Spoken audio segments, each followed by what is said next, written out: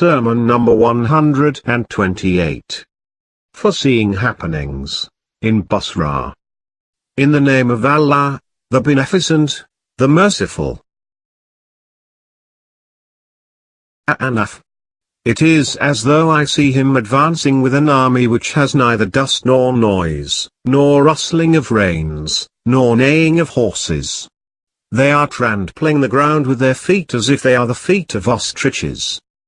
Then Amir al-Mu'minin said, Woe to you, the people of Basra's inhabited streets and decorated houses which possess wings like the wings of vultures and trunks like the trunks of elephants.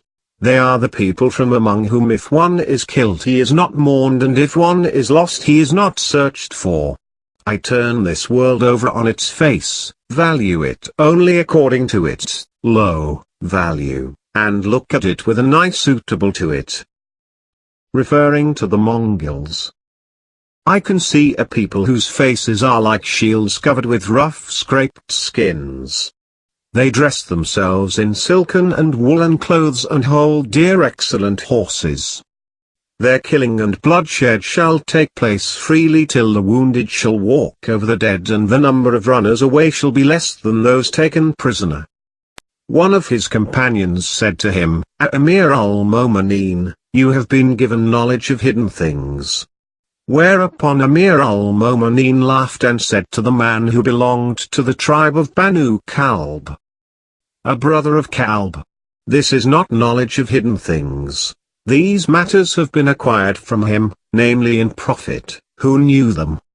As regard knowledge of hidden things, that means knowledge of the Day of Judgment, and the things covered by Allah in the verse. Verily, Allah is He with whom is the knowledge of the hour.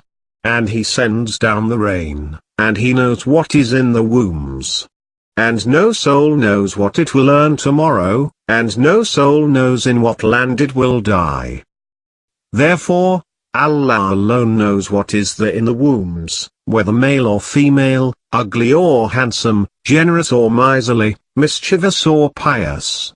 And who will be the fuel for hell, and who will be in the company of the prophets in paradise.